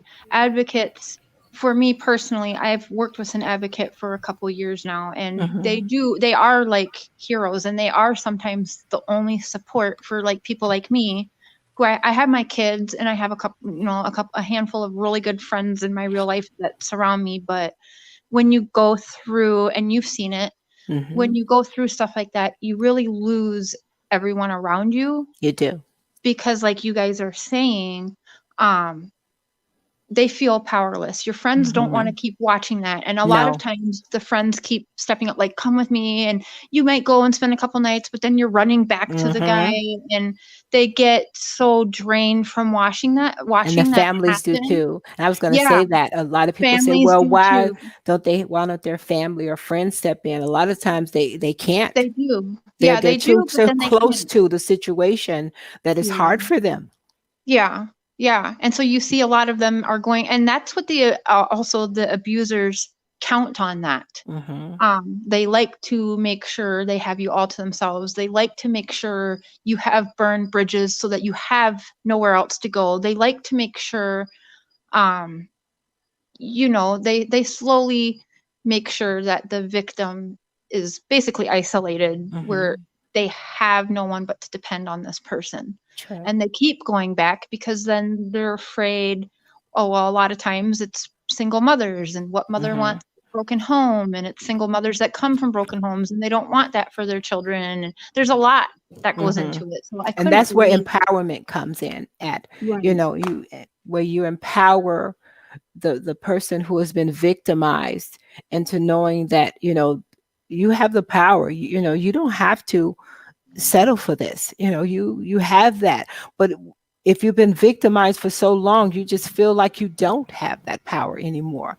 Right. It's been all stripped from you and taken from you, and people don't understand. So it has to be someone out there that understands what you're going through and be able to support you through that and encourage you that, that you are stronger than what you think that you are. Absolutely. And without that, I mean, very few women make it fully out of the situation. I know you know that. Yes. And we wouldn't if we didn't have true advocates like Yes. you, like Yes. Dr. B. Like, we just wouldn't. So for people to even, I'm. And so many it makes people me in this sick chat, to I'm see noticing people. too, that, they've been through, seem like, advocated for people, and everybody needs that. Everybody needs somebody to support them, to help them through, not take away their voice, but empower their voice, to let them know that, they can make it through that sincerely. And like I said, you can go through the training and the classes just prepares you.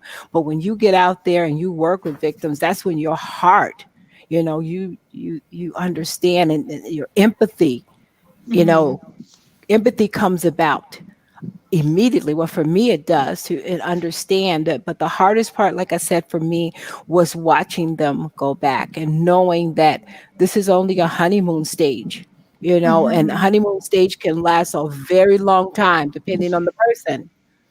But what comes after that honeymoon stage? And that's the thing that that was tough for me. Right. Oh, well, I want to, like, everything you've done for so many people, and even talking today, I just really admire you for it. And I think advocates are heroes. I mean, they They help really are. save They really are people, heroes. They are. families, Yeah. lives. So I appreciate you so much. Thank you. Thank you.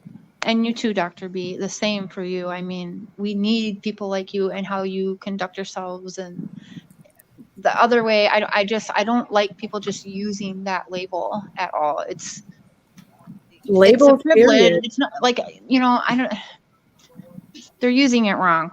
That's all I'll say. Yeah. Well, we have Max and Shadow Lady here, so I just want to Oh, say hey, hi. Max. Okay. Hello. Hello, everyone. Can you hear And me? Shadow Lady. Hello. Can you hear me? Yes. Can you hear Max? Yes. Oh, Yes. hi everyone. How are you? Hello. Hi, Max. Hi. I was just listening to Caffeine, and I have never been on a live like this, and I want to say her words were just exactly what I wanted to hear for the longest time, because it's very simple. When you use the word advocacy, it doesn't go with triggering or bullying people. It does. It's like listen, it can happen if you go to a wrong therapist. It has happened. You go to the wrong therapist and suddenly Doctors. you doctors who have degrees, PhDs, and they suddenly fuel fires in you. That is when you say, wait, hold on. You need to move on to a different person. If you have someone in your life who's doing advocacy for peaceful things, but at the same time, they're on different platforms, literally bashing other humans that they don't know. That blows my mind. It's just, it's very interesting, to say the least. So that's all I have to say. That's all I want to say to Caffeine, especially. Thank you. It was awesome to hear some wise words in the YouTube world. Absolutely. Okay. Yeah, I mean, I wholeheartedly agree. I think it's a word, and I think we were sort of talking about it in the group, and it's a word to me that we don't really use in the UK. We have family support officers. That's what they call, that work with the. But the problem is the timing, and it's a personal thing with the time. I mean, I work with a group which is sort of it's bereaved grandparents and what have you, and you have to. It's one of those things you have to not get personally involved, but most of the people that do it have obviously been through that story. So it is difficult to advocate for somebody if you've not been there. It's also a good thing in some ways, because you have to put this space between professionalism and doing a job. It's like any job, I mean, I was a nurse for 30 odd years, and when you're dealing with people that I did, where they were all terminal and it was palliative care work, it's hard. You have to have a distance, but the way you speak, Kevin, is absolutely brilliant. I have never heard anybody speak like that, and you speak from the heart. Yes. And you are actually what an advocate should be. Is you have to. You're there to guide people, but you're not there to speak for them. Exactly. Right. Exactly. You don't want them to feel like victims, even though they have been victimized of something. You don't come into their life to make them feel like they're a victim or to re-victimize them. You come there to offer them that support and even really some healing, to know that that there's someone that I can support you through this no matter what. And people, they say, what? I'm like, you can call me. Like, if I connect myself to someone personally, I'm like, you can call me anytime. And they're like, are you sure? I'm like, I'm positive. I wouldn't say this to you if you could not do this. I'm here for the support. This is what I do from the heart. Other than, I mean, like I said, my training is one thing, but when you get involved with them, I mean, that you learn something totally different. Yeah, and I want to add too, like, the average family does not think about what happens when you are a victim of a crime. Like, you don't think about the aftermath of something. You can prepare yourself. You can take preventative measures for after the fact, but you can't predict really. I don't really think you can prepare yourself. It's sort of like preparing yourself for a car accident. You can't really do that until you're there. Right. I mean, preparing yourself in terms of like having cameras and, taking the measures that you can to help you Avoid it. Yeah. put the story together if it does happen. So, you know, like security systems and things like that, all of those things are meant to help you in case you are victimized. But no one really thinks about that. Your average family doesn't think about, well, this is what's going to happen if my family is murdered, right? So not only do you get, are you in shock because of such a horrific loss, but now on top of that, you're dealing with the criminal justice system, and you're dealing with all these agencies that you wouldn't deal with in your everyday life. Exactly. You don't talk to FBI agents on a daily basis. You don't talk to.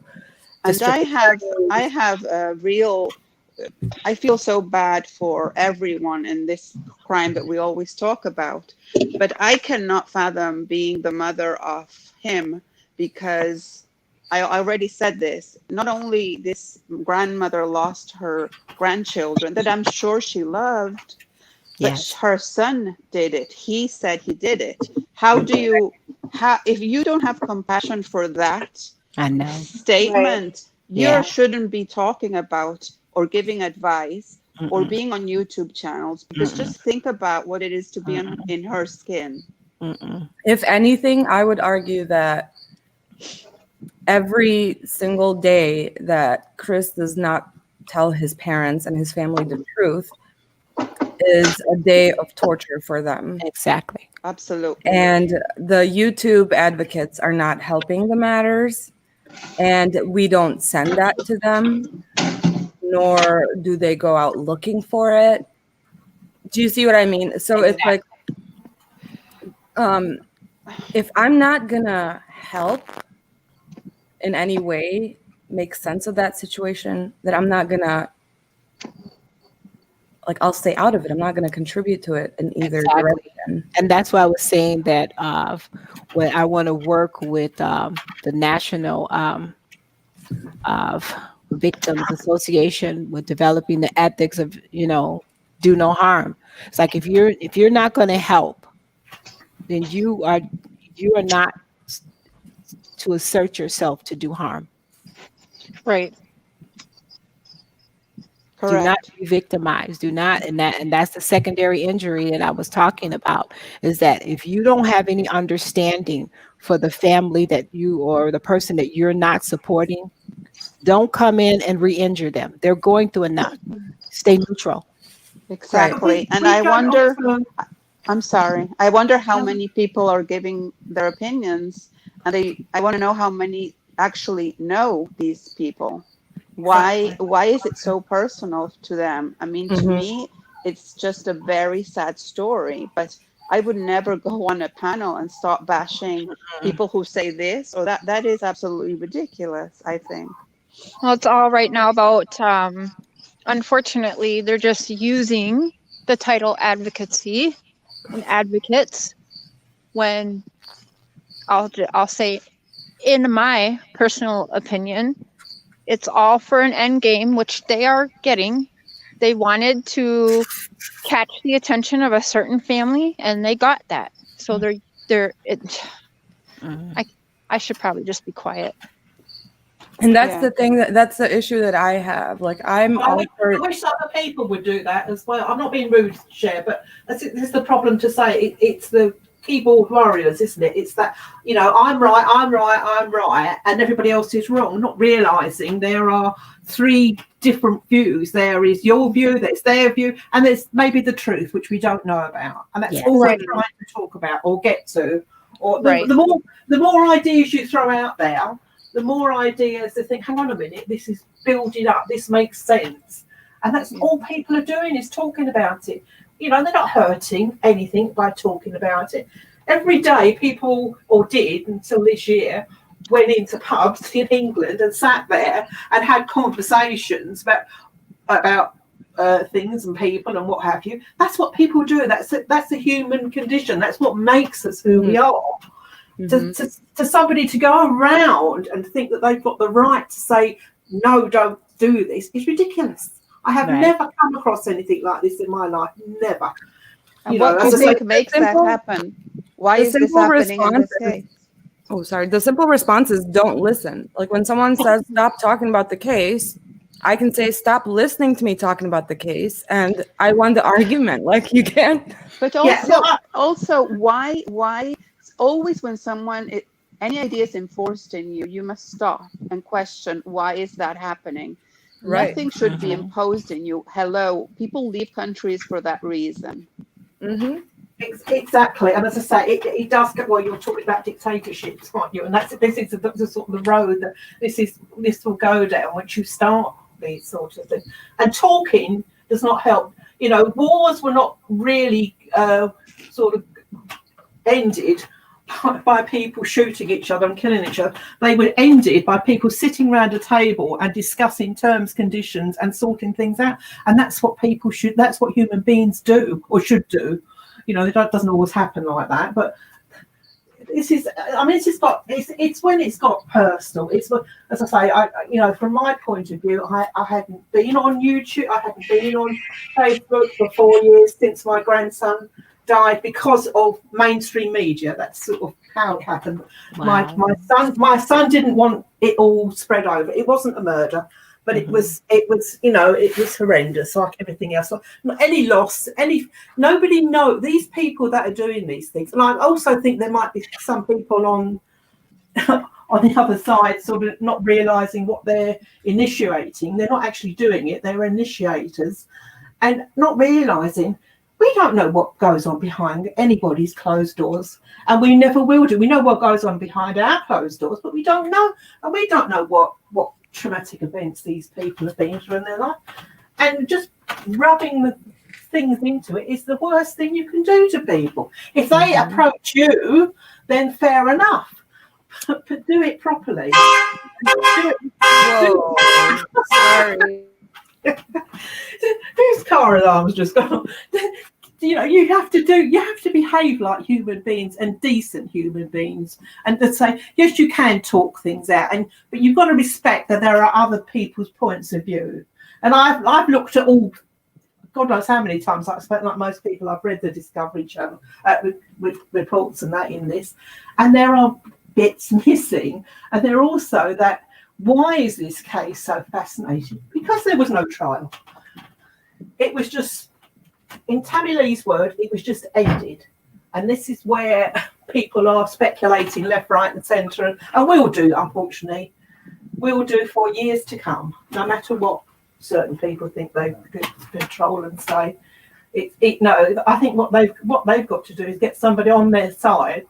Either they don't open certain things or they don't go certain places, which is what I was told. I was told don't interact with people. You know, if the press contacted you, don't go there. It's that, and that's what you've got to do. You have to have somebody. Not for, you know, people say, "Oh, families are good. I've got a good family," but they're involved as well. They've got their own problem to deal with. You need a professional. You do. You need a professional to stand up there. And also, if they don't know, they will send you or put you in the right direction. You know, but it's also timing. Everybody comes. It's like dealing with somebody that's died. Everybody goes through might not go through all the stages of grieving. But they will go through. Good night, everyone. I'm just going to leave now. It was very nice talking to you all. Okay. It's nice talking to you too. Bye-bye. Good. Yeah, Bye-bye. Thank you.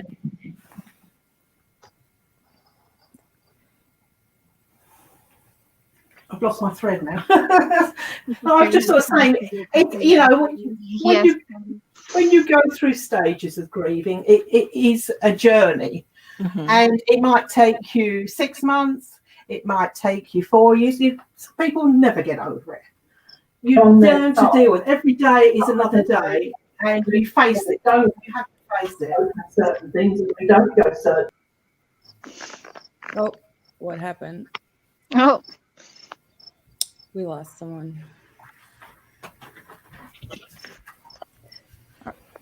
Are there any other questions, maybe, or any other thoughts that anyone would like to share? Thank you so much, Deja. This was awesome. I'm glad that. Yeah, she was brilliant. Absolutely brilliant. Thank you, Deja. Yeah, I'm reading the comments, and people are definitely appreciating I the actually knowledge. shared this with my actual advocate. He's going to love it. Oh, nice.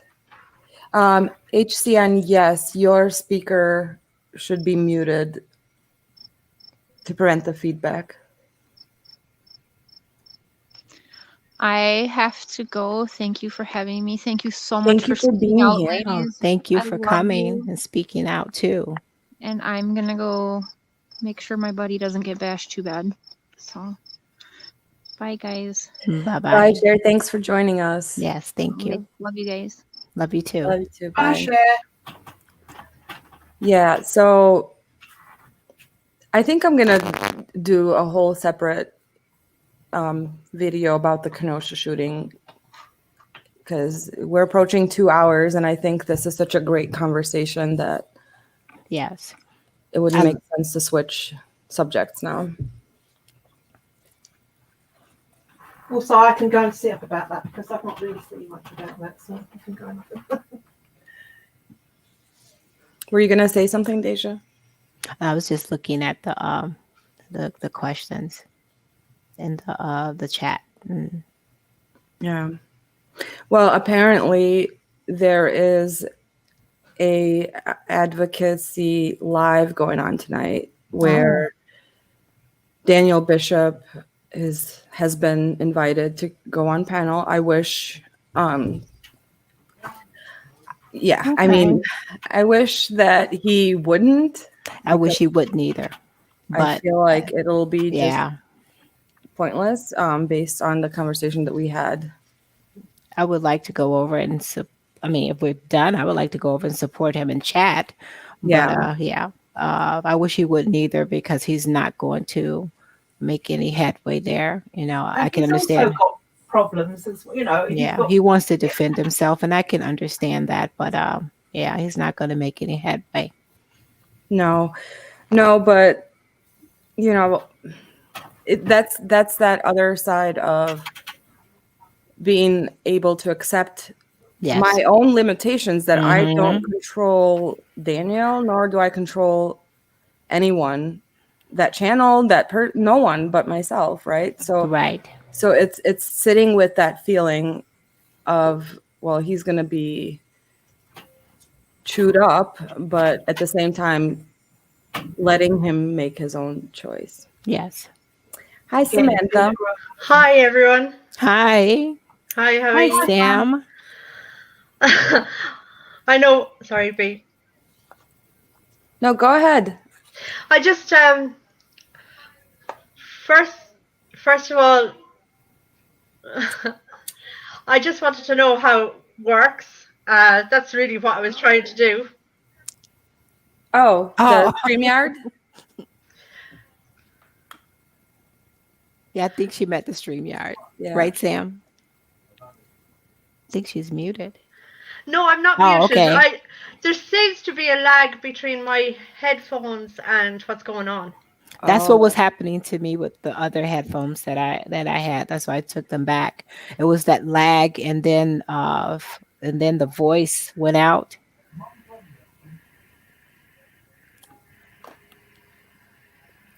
Maybe, Sam, maybe you're listening. I just changed them. Hold on a second. Oh. You definitely need to mute your YouTube video, like the live on YouTube, and you listen through the stream whatever it's called, StreamYard app. Farmyard.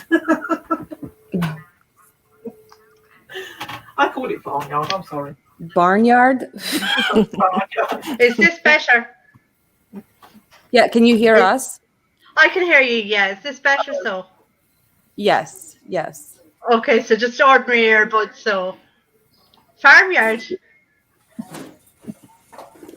Okay, so do you have any thoughts, Sam? I know you do, and I think you have a lot of knowledge and wisdom, but that's my opinion. Would you like to share?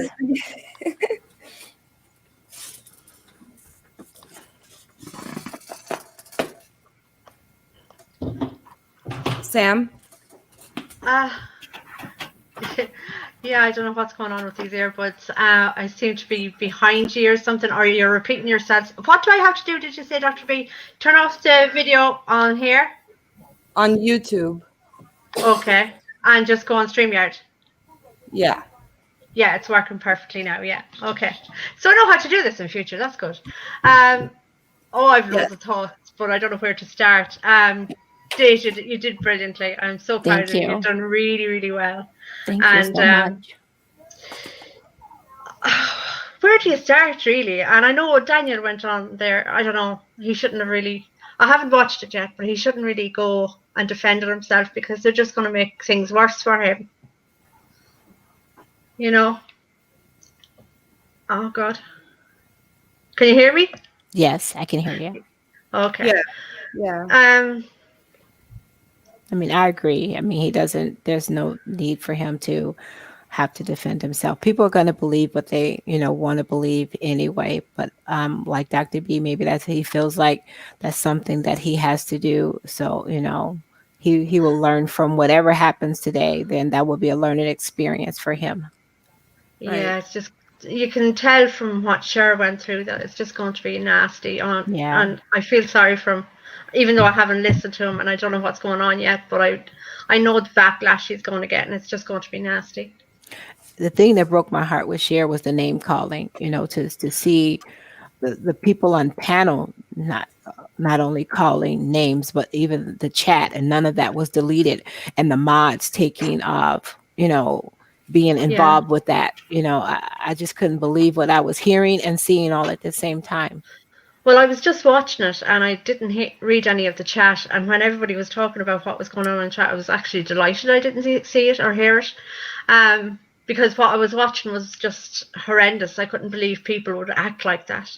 That's just I couldn't either. awful. And mainly somebody who was calling themselves your friend, with your friend that is an advocate, and to treat you like that, it broke my heart. Like I said, I started crying before I knew it. I did as well. To hear that, it hurt me to see this lady who supposed to be your friend and an advocate to talk to her the way she was talking. I just couldn't believe it. But like, as we say over here, like, if the parents are acting like that, God only knows how the children are acting at school and whatever. You need to show responsibility and a bit of gumption about you. You have to be of a nice manner to rear your children properly, so that they don't become bullies like you are. So you need to have a better understanding of your own behavior. And then I often wonder when any of them in that group look back on what they've done in the video, do they feel guilty? Do they feel, oh my God, I shouldn't have said that, that was rude? Because I'd be going over everything and I'd be over analysing what's going on and what I've said, and I'd be overthinking it, and I'd be apologising to everybody. Do you know? So do they feel that they've done good or done harm? And if they've done harm, they should definitely get off YouTube. I think I would personally say maybe some of them might, but might be too afraid to say anything because they don't want the backlash, Well, that's the other side of it too. They don't want the backlash if they speak out. But the saying is that if you don't stand up for something, you'll fall for anything. So if you're not going to stand up for the truth, then when is your time for somebody to stand up for the truth for you? How can you expect that? You have to. Yeah. It's okay to have It's okay to have an opinion. It's fine if it's your opinion and you think that. It is. But it doesn't enable you to go around and attack other people. And this is the only thing that gets me. And yes, so people say it's only name calling. But in my case and other people I've seen, it's crossed the line. Yeah. And it's bullying with a big B, basically. Yeah, and I don't understand boundaries. Sorry, Sheila. Yeah, I don't understand. I don't understand how they think that's going to do anything for anybody. I don't think that's their main purpose. I don't think that's their main purpose in the beginning, to even advocate. I don't think that's the thing that they're really setting out to do. Yeah. I think it's just an agenda. You know, they all have an agenda. They're all on the same bandwagon, and that's it. And they don't care about the harm that they're doing. They really don't. They don't care about it. It's like a set script for them, and everybody's following that script. And they're trying upmanship on each other. Who can be the worst one? Who can be, who can be rude better than the last person? And another thing, I've often wondered, where did it start? Like the day I went on YouTube, I didn't go on YouTube and say, oh, I'm going to stick with this group because they seem like whatever. Do you know, I don't know where it started that. It seemed like to me it all started with this hatred they have for AD. Yeah, from the other case he did. But what I mean is, if I went on YouTube for the first time ever tomorrow and I saw a man's YouTube and I said, oh, he looks, yeah, I like the way he sounds and whatever, and this is about the other guy, not AD, and like, oh yeah, I agree with him and I agree with him. Oh, where did it start? How did these people just jump on this bandwagon without researching other ideas regarding the case and other people and their opinions regarding the case? How did they all just jump on this one man and follow him like he's Koresh or something? Do you know, it's just crazy to me. Right. I went around a little circle of people at the start of this case 2 years ago, and I took some of AD and I took some of another woman, and finally ended up with Dr. B and all you girls, and I'm really happy here because it's a phenomenal group. I love it. We're all so different, but we're all so cohesive, if that makes sense. Mm-hmm. And we're all friends. We all get on. We all have our own opinions and everything. But, I'm glad I ended up here. But I don't know if I'd have ended up in that group, on that camp, because that's a weird way of looking at everything. They haven't done anything regarding the case. They've done all things regarding AD. And that family, I don't know how they don't see through that. That it's not for them they're doing these things. It's for their own agenda. Yeah.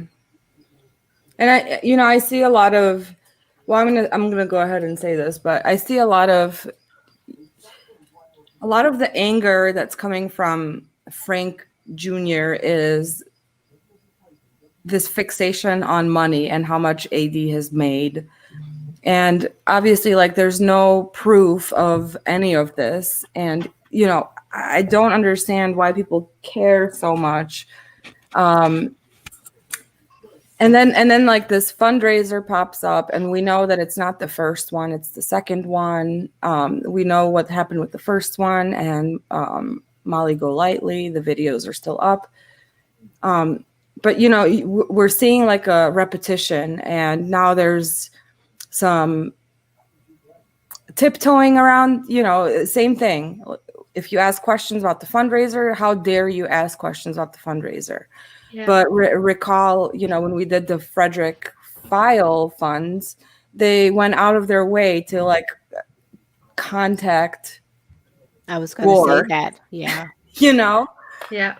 And all that other stuff, but so it's that double standard that annoys me, is again that injustice. Like, you're not gonna put anything on me in my name and me like be okay with that, but and I feel the same way when I see it. I'm not okay with that. I'm not okay with seeing that. But the money problem is, people again are making up their own stories. The GoFundMe in and of itself is very vague, so I don't know what it's really asking for. There seems to be a few different reasons they're collecting money for. Right. And even so, if it's for various reasons, then that's the reason. Like, you don't need to make up reasons. And as an advocate,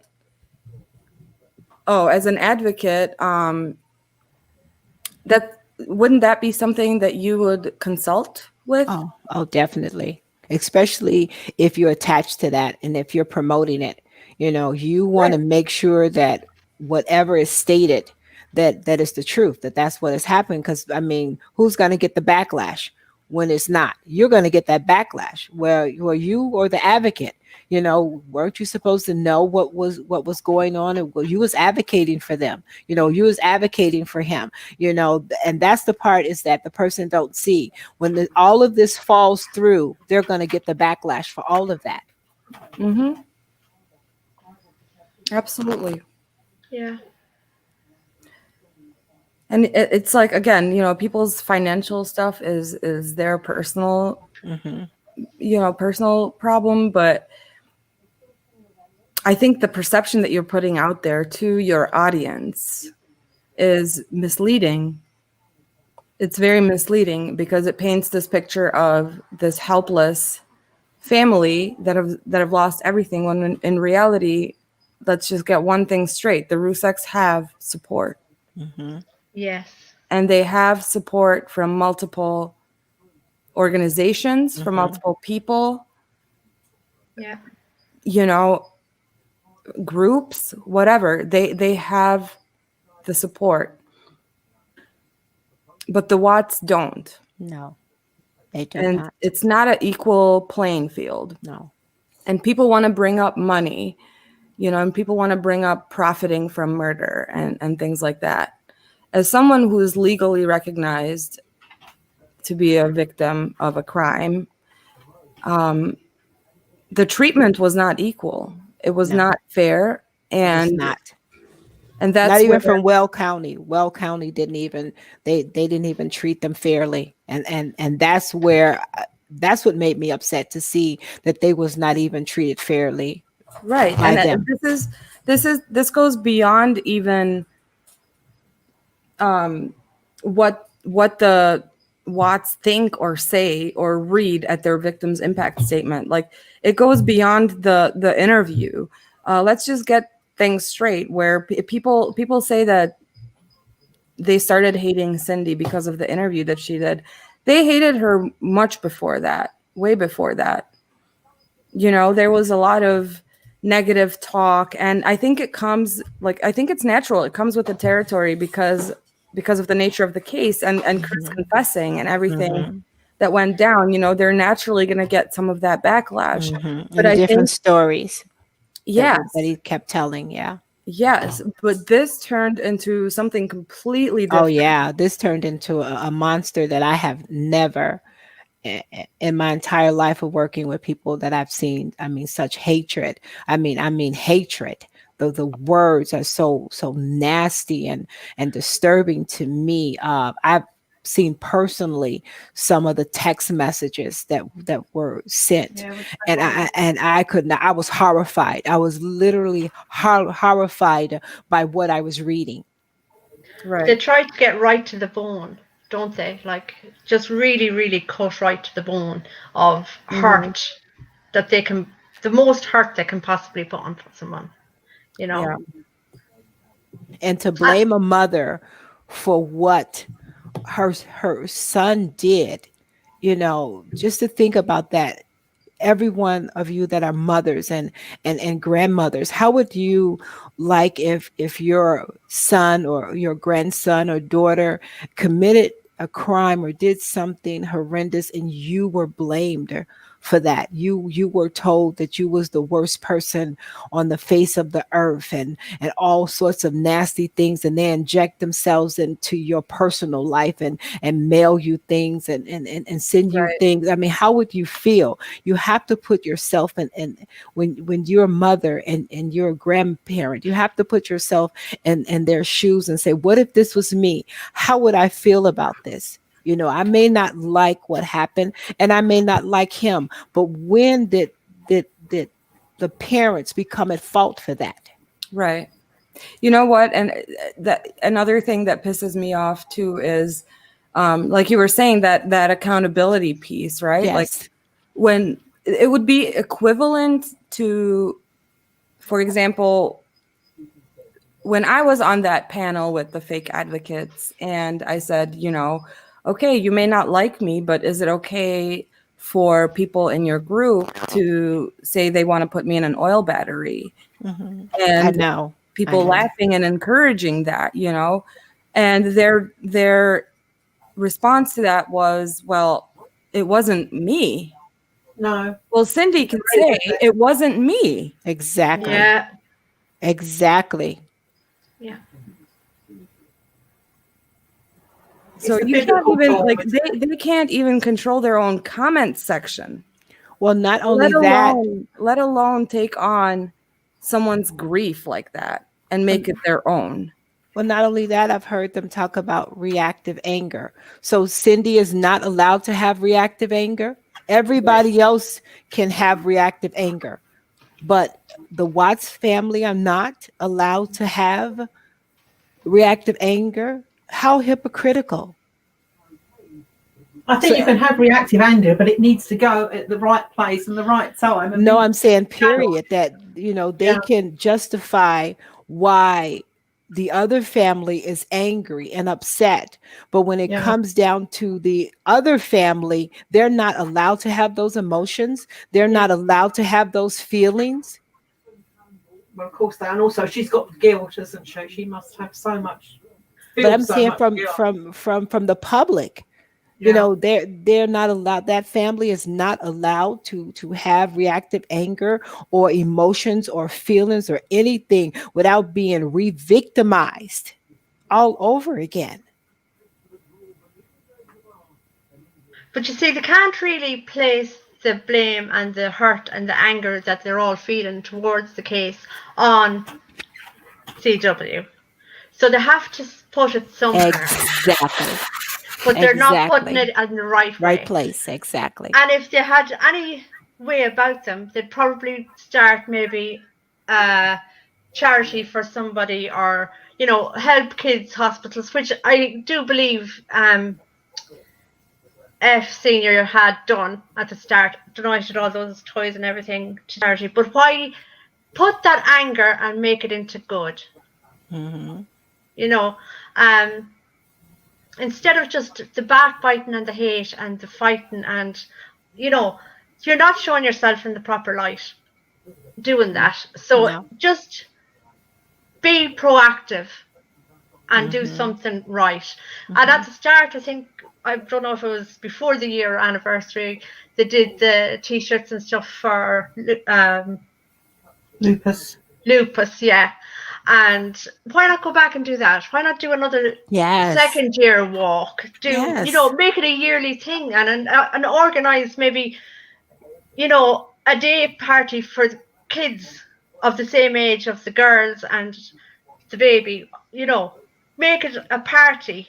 So as when everybody has the walk done, they can go and have some refreshments and maybe a bouncy castle or something. Just do something proactive instead of, because all that hate is going to stick in you. And Yes. if you don't get that out in a good manner, it's going to eat away at you, at your health, at your mental health. It's just going to do an awful lot more harm than good to you. Well, I was also watching a video that Dave G was playing, where Shanann was talking about how she believed in empowering people, and everything that came out of her mouth was so positive. Was so Absolutely. positive. And people can say, well, that was only for Thrive. No, I don't believe that. I don't believe that. I believe the words that she was saying was from the heart, and she believed that. And I said to myself, there's no way that she would agree with all the hate and the anger and the bullying and the bashing that is going on over this case, that there's no way in the world that she would approve of that. No. Because she was all about the family. From what I Yes. can gather anyway, she was all about the family, all about the kids. And just that video alone, with her talking about empowerment, go out and encourage someone, go out and make someone's day, go out and, sprinkle a little happiness upon somebody. But yet and still, all these people in the YouTube world are going out and hating and bashing and doxing and all this stuff that there's no way in the world she would have agreed with and No. attach her name to it. No, she wouldn't. Because everything that you do see online about her and her videos and everything, she didn't dox people. She didn't She sure talk didn't. badly. No, she she did didn't talk not. badly about people. She didn't, you Mm-mm. know, okay, people can read between the lines and say whatever they want to say about what she said or what didn't say, more so. But as far as I'm concerned, she was exactly the person you saw on the videos. Like the one video that sticks with me mostly of Shanann was the one where it's Thanksgiving, I think, and they're going down to one of the families and she's baking Yes. the little tarts and stuff. And she said that she does it every year for the families because she wants to bring stuff. And I'm like, oh my God. You know, that's thoughtful. There's a lot of thought gone into that. There's a lot of love gone into that. Yes. And it's only a small little thing. But this is what she was doing. This is what she liked to do. Yes. Help other people. Make them stronger. Make them live the life that they want. And that's what she said over and over again. She believed in empowering people. Go and make somebody's day. You know, go and do something. And families go through things. You know, family goes through their own situations that they may have personally with one another. But when you look at her videos, you can see her heart. Her heart was to positiveness, no matter what else was going on in her life. That's what she believed in. And for all these people to attach themselves to her name with bullying and hate and doxing her, how is that remembering her in a positive way? It is not. No. And there's no way in the world that she would agree with that. I don't believe it. I just popped over onto the other live to see what's going on. And, you know, like her brother is in the comments calling Daniel Bishop a punk ass bitch. Wow. Oh my God. Wow. And demanding that he answer his fucking questions. Wow. It's all in the comments. So, you know, this is truly. That makes my heart heavy. Mine too. Yeah. It makes and I mine could heavy actually too. cry, even though I haven't witnessed it myself. That Dr. B has said, I could actually cry for Daniel Bishop right now. That's not fair. That's just not on. You see, how they should have done it is have sort of two from each side and then somebody that's totally neutral in the middle. You know, when you see professional things where people have got difference of opinion, there's always somebody that's neutral, that's controlling it. That is not controlling it. And they can say, yes, it's their channel, and fair enough, he's on there. And, you know, you go on there as Dr. B sort of knows, you're sort of putting yourself in there. But if you want to talk to somebody or you want to hear one, you've got to listen. And you can disagree, but you do have to listen. Yeah. I can see if I can maybe share their the link in the comments. Their live chat. Oh, okay. As it's going. I don't really want to see it, to be honest. It upsets me too much. It's I have to hand it to him, just like Cher. I have to hand it to him, and hands up, fair play to him for doing it. I probably would have hid under the bed and stayed away from them, but he faced them. Cher faced them. So, well done to them for that. I definitely wouldn't have done it. Yeah, they scare me. Not scare me as in scare me, but like they're just, I could not imagine having to be putting up with that bad words and things said about me. No, couldn't do it. Because that's not who I am. Yeah, you can just see the negativity coming from this chat. Like, it's so negative. It gives me anxiety. So that's what they want, you see. That's their controlling thing. And that's what they're sort of doing to Alan in a big way, is totally destroying him. You know, when you look back at videos of only a year ago on how he presents himself and everything about it, he's not the same person. And if you continue, it's like digging at or scratching at a scab or something. You're destroying somebody. And maybe that's what they want to do. I don't know. I really don't know. There was a few of the Mary Marlows I watched near the end, when she started to decide she wasn't going to do anymore. And I just wanted to go over pick her up off the ground and hug Give her her. a hug. Yeah. Because the one of her cleaning out the freezer and the one of her cleaning out her cabinet, it was like, this is a broken woman. They have broke this woman. And men left her in such a state, and it was just awful to watch. Again, I watched a bit of hers, and it's like Miss Meds. I don't agree with an awful lot of the stuff, but I like to hear her. I have my right, because she's on there, to hear her. And Yeah. the same with her. Yeah. You don't have to agree, but you're entitled to hear it without, again, because you're in the chat or you're sort of commenting on certain things, being attacked. That's not how life works. And you would never ever go up to somebody face to face and say those sort of things or behave like that. Well, I don't know any adults that would, but there you go.